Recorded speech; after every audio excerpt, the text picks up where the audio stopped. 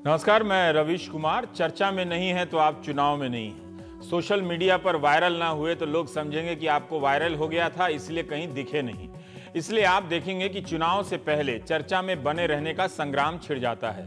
उत्तर प्रदेश के संदर्भ में कांग्रेस की रणनीतियों को देखकर क्या यह पूछा जा सकता है कि वहां कांग्रेस चुनाव लड़ रही है इसलिए चर्चा में है, या चुनाव हो रहे हैं इसलिए चर्चा में बने रहने की लड़ाई लड़ रही है?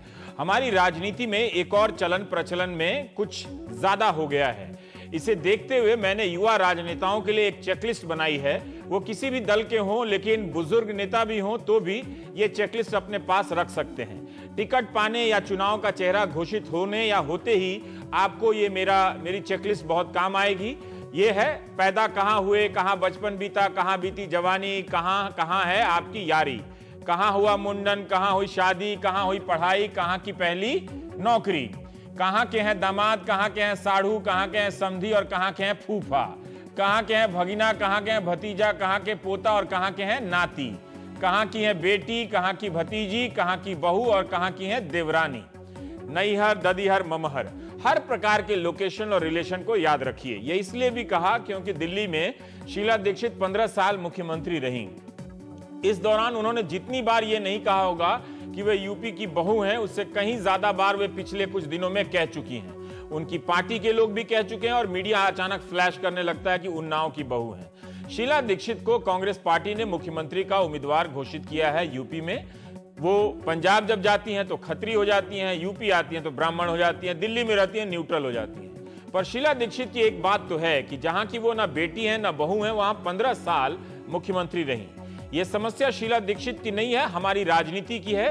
2014 में बनारस गए प्रधानमंत्री कहने लगे कि उन्हें मां गंगा ने बुलाया है। वे जहां भी गए कई जगहों पर जरूर बताते रहे कि उस जगह से उनका क्या क्या नाता है। जिस प्रकार की चेकलिस्ट मैंने दी आपको, सतही हो चुकी हमारी राजनीति में आप इससे ज्यादा क्या उम्मीद कर सकते हैं? 2015 में जब दिल्ली में चुनाव हुआ तब कांग्रेस ने शीला दीक्षित की जगह अजय माकन को अपना उम्मीदवार बनाया। शीला दीक्षित चुनाव भी नहीं लड़ी, केरल की राज्यपाल बनकर चली गई। बहरहाल कांग्रेस पार्टी ने मुख्यमंत्री का उम्मीदवार घोषित कर साफ कर दिया है कि राज्य में उसका किसी से गठबंधन नहीं होगा, क्योंकि दो मुख्यमंत्री के उम्मीदवारों के दलों का गठबंधन नहीं होता। कांग्रेस के पास यूपी में कोई पूर्व मुख्यमंत्री अब नहीं है, इसलिए दिल्ली की पूर्व मुख्यमंत्री को मुख्यमंत्री का उम्मीदवार बनाया। बीजेपी के पास अभी भी बहुत से पूर्व मुख्यमंत्री हैं, मगर जिस तरह से उसकी राजनीति आगे की ओर जा रही है, नहीं लगता कि बीजेपी किसी पूर्व मुख्यमंत्री को उम्मीदवार बनाएगी। बहुजन समाज पार्टी में मुख्यमंत्री का उम्मीदवार घोषित करने की कोई जरूरत नहीं है। समाजवादी पार्टी में भी अखिलेश यादव के अलावा अब यह संभावना समाप्त हो चुकी है। यूपी के टेम्पो पर पोस्टर लग गया है, कहो दिल से अखिलेश फिर से। 4 प्रमुख पार्टियों में से 3 के मुख्यमंत्रियों के उम्मीदवार आपके सामने हैं। 1989 से कांग्रेस उत्तर प्रदेश में वापसी की राह देख रही है। चुनाव के 6 महीने पहले उसने संगठन के ऊपरी स्तर पर बदलाव कर चर्चा में जगह पा ली। अब उसे जमीन पर जगह पाने का प्लान बताना होगा या करके दिखाना होगा। 2012 में राहुल गांधी कांग्रेस की वापसी का चेहरा थे। 2016 में अब राहुल की जगह प्रियंका गांधी का नाम चल रहा है कि वो प्रचार करेंगी। मगर आ गई शीला दीक्षित। यूपी के जानकार जमीन पर पार्टी खोज रहे हैं, मगर पार्टी ने कागज पर अपना नेता रख दिया। राज बब्बर प्रदेश कांग्रेस के अध्यक्ष हैं। आरपीएन सिंह को वरिष्ठ उपाध्यक्ष बनाया गया है। वरिष्ठ उपाध्यक्ष के नीचे 4 उपाध्यक्ष हैं: जितिन प्रसाद, अब्दुल मन्नान अंसारी, कोरी समाज के नेता गयादीन अनुरागी, जाट नेता पूर्व सांसद चौधरी विजेंद्र सिंह, प्रमोद तिवारी समन्वय समिति के चेयरमैन बने। समन्वय समिति में जो नेता हैं उनके नाम से लगा कि तिवारी जी इन्हीं के भी समन्वय कर ले बहुत होगा। संजय सिंह चुनाव प्रचार समिति के चेयरमैन हैं। लखीमपुर खीरी के पूर्व सांसद जाफर अली नकवी संयोजक बनाए गए हैं। मोटा मोटी ये कांग्रेस के सेनापति हैं। मीडिया में हर सेनापति की जाति भी बताई जा रही है। यूपी में 10 से 13% के बीच ब्राह्मण हैं। क्या इतना आसान है कि ब्राह्मण शीला दीक्षित, प्रमोद तिवारी और जितिन प्रसाद के पीछे चले जाएंगे? बीजेपी ने अति पिछड़ा और अति दलित सम्मेलनों पर ध्यान देना शुरू कर दिया है। ब्राह्मण वोटों में उसकी भी अपनी दावेदारी रहती है और बसपा की भी, लेकिन खुलकर कांग्रेस ही संकेत दे रही है कि वो उपेक्षित ब्राह्मणों की पार्टी है और उसका नेता ब्राह्मण है। पर क्या यही यूपी में कांग्रेस के पतन का कारण नहीं था? जो पतन का कारण था, क्या वो उत्थान का भी कारण बन सकता है? पिछले 5 चुनाव में कांग्रेस का प्रदर्शन देख लीजिए कि उसे कहां से कहां पहुंचना है। 2012 में कांग्रेस के पास 28 सीटें थी, 2007 में 22, 2002 में 25 सीटें थी और वोट प्रतिशत कोई 9% से भी कम। 96 में 33 सीटें थी कांग्रेस के पास और 93 में 28। 1993 में 28 सीटें। 12 साल बाद 2012 में भी कांग्रेस को 28 सीटें मिलती हैं। 2012 में राहुल गांधी कांग्रेस प्रचार का मुख्य चेहरा थे। इस बार यूपी चुनाव के संदर्भ में उनकी जगह प्रियंका गांधी लेती जा रही हैं। क्या किसी रणनीति के तहत राहुल गांधी को इन चर्चाओं से अलग रखा जा रहा है? यूपी में ऐसा क्या हो गया है कि कांग्रेस 28 सीटों से चलकर 100-200 के करीब पहुंच जाएगी? 2012 में करीब 300 सीटों पर कांग्रेस को 20,000 के करीब वोट मिले थे। चौथे नंबर पर रहते हुए भी ये पार्टी के पास अपना बैंक है। क्या कांग्रेस यह संदेश देने का प्रयास कर रही है कि इस बार वो एक पार्टी के तौर पर संगठित तौर से उतर रही है? उसे भी गंभीरता से लिया जाना चाहिए। चुनाव से 6 महीने पहले कांग्रेस ने बदलावों से अभ्यास मैच में उतर रही है या फाइनल मैच में? आपको क्या लग रहा है? यूपी में कांग्रेस के साथ बीजेपी भी 2002 से वापसी का जोर लगा रही है। एक बार फिर से बीजेपी भी उम्मीद कर रही है। उम्मीद का कारण है यह शख्स, अमित शाह। जून 2013 में अमित शाह ने यूपी का प्रभार संभाला, सीधे अहमदाबाद से लखनऊ। उसके बाद यूपी में क्या किया, कहां गए, किससे मिले, किसी को पता नहीं। सिर्फ इतना पता है कि जब नतीजा आया तो बसपा को 0 और सपा को 5 सीटें, कांग्रेस को 2, बीजेपी को 80 में से 71 अकेले सीटें मिली। अमित शाह भाजपा के राष्ट्रीय अध्यक्ष हैं, मगर असम चुनाव के बाद प्रभारी की तरह यूपी घूम रहे हैं। हमारे पास पूरी सूची तो नहीं, मगर पिछले कुछ महीनों में वे कानपुर, कासगंज, मेरठ, बाराबंकी, बस्ती, जौनपुर, लखनऊ, वाराणसी, मऊ जैसे कई जगहों पर जा चुके हैं। कार्यकर्ता सम्मेलन से लेकर जाति सभाएं कर रहे हैं, तमाम तरह की जातियों को जोड़ रहे हैं। अमित शाह अकेले राष्ट्रीय अध्यक्ष हैं जो इस तरह से चुनाव प्रचार में लग जाते हैं। लगे तो बिहार में भी थे, मगर नतीजा नहीं निकला। यही अमित शाह की राजनीतिक खूबी है। हारने के बाद भी उसी तरह से जुट जाते हैं। गली गली की खाक छानने की धुन आपको वर्तमान में किसी और पार्टी के राष्ट्रीय अध्यक्ष में नहीं मिलेगी। अमित शाह की झोली में भले ही कोई वोट बैंक इस वक्त ना दिख रहा हो, मगर यूपी चुनाव में वे अपने दम पर अलग से फैक्टर हैं। उन्होंने पिछड़ों, अति पिछड़ों और अति दलितों का समीकरण अपने बीजेपी के झंडे के साथ साथ लाल पीले रंग के झंडों का जुगाड़ करना शुरू कर दिया है। कांग्रेस या बीजेपी को सत्ता में आने के लिए जरूरी है कि समाजवादी पार्टी और बहुजन समाज पार्टी का अस्तित्व मिट जाए। लोकसभा में बीजेपी ने ऐसा कर दिखाया था, मगर कांग्रेस अभी तक नहीं कर पाई है। क्या विधानसभा में ऐसा हो सकता है? अतीत के सारे रिकॉर्ड बताते हैं कि यूपी का चुनाव मुश्किल है। अतीत के सारे रिकॉर्ड लोकसभा चुनाव के दौरान भी बता रहे थे कि यूपी में बीजेपी के लिए मुश्किल है। क्या इस बार उत्तर प्रदेश में कुछ नया हो सकता है? क्या हम किसी नई राजनीतिक संभावना की उभरती हुई तस्वीर देख पा रहे हैं? पुराने जानकार पुरानी बातें कर रहे हैं, लेकिन क्या कांग्रेस शीला दीक्षित के जरिए कोई नई बात कर रही है? हम प्राइम टाइम में बात करेंगे। हमारे साथ अभय दुबे जी हैं और लखनऊ से सुनीता अरुण जी हैं, और आप रेजिडेंट एडिटर हैं हिंदुस्तान टाइम्स की।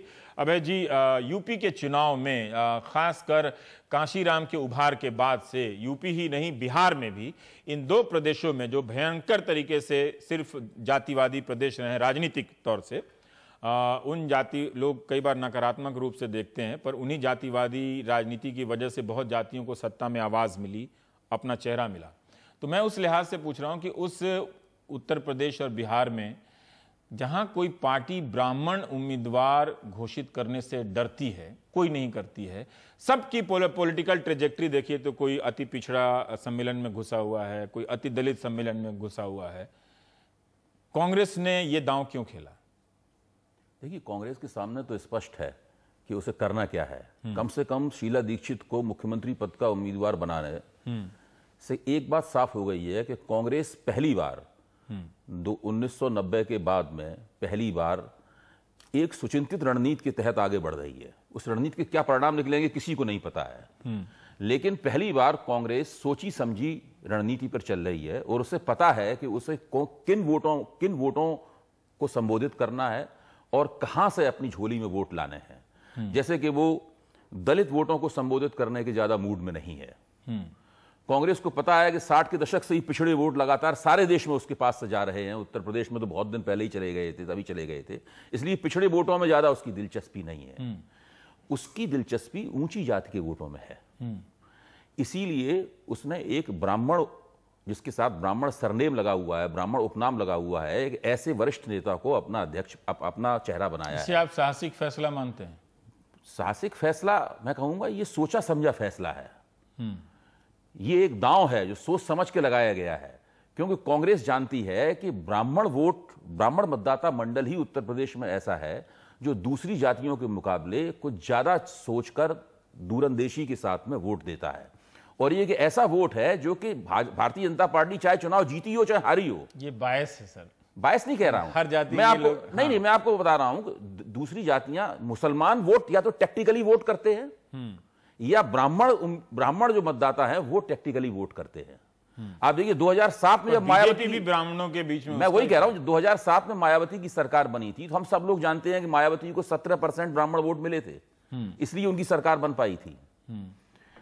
बहुजन समाज पार्टी को तो उतना ही वोट चाहिए अपनी सरकार बनाने के लिए, 15 से लेकर 17% के बीच में ब्राह्मण वोट चाहिए।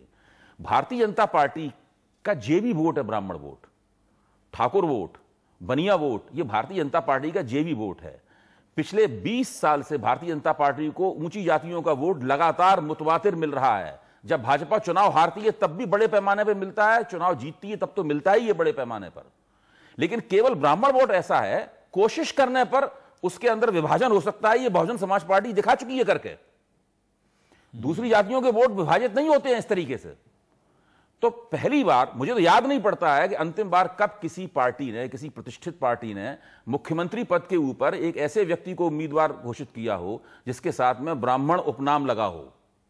तो सुनीता जी, ये पहली बार ऐसा हो रहा है, तो इसके पीछे एक रणनीति है और इसका समाज में कोई ना कोई संदेश तो जरूर जाएगा। ये तो हो नहीं सकता कि कोई संदेश ना जाए उसका। सुनीता जी, आपको लगता है कि आम इससे ये सारी रणनीतियों से कांग्रेस चर्चा में आई है? शीला दीक्षित भले ही अब उनका एक दीक्षित सरनेम है और एक ब्राह्मण की तरह यूपी की बहू, भले ही वो 15 साल में न जाने कितनी बार यूपी गई हैं, मुझे नहीं मालूम, या कितनी सक्रियता रही है, कभी पुराना नाता रहा होगा उनका, पर वो एक चेहरा बन सकती हैं वहां। कम से कम अभी अभय जी कह रहे हैं कि बीजेपी का भी आधार ब्राह्मण वोट में है, पर ये डेयरिंग आपको नहीं लगता साहसिक कि इस पॉलिटिक्स के दौर में, यूपी की पॉलिटिक्स में जहां लोगों ने ब्राह्मण उम्मीदवारों या नेताओं का नाम लेना छोड़ दिया था, कांग्रेस ने उसे सीएम के रूप में घोषित किया है? देखिए, कांग्रेस को अपना पुराना वोट बैंक लेके वापस आना है और उसमें मुसलमान हैं, मुस्लिम्स हैं और ब्राह्मण्स हैं और दलित्स हैं। दलित्स में को लेकर आना उनके लिए अभी थोड़ा मुश्किल है। ब्राह्मण ट्रैवल कर रहा है, आप हर इलेक्शन में देखिए वो मूव कर रहा है, वो शिफ्ट करता है। वो बीजेपी के साथ रहा, फिर बीएसपी के साथ रहा और अभी वो वॉच कर रहा है, उसने कोई डिसीजन नहीं लिया है।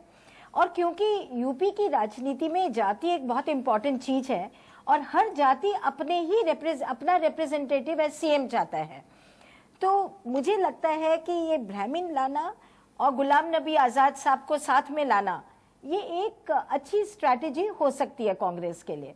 पर उसके साथ उनको एक बहुत एग्रेसिव कैंपेनिंग करनी पड़ेगी।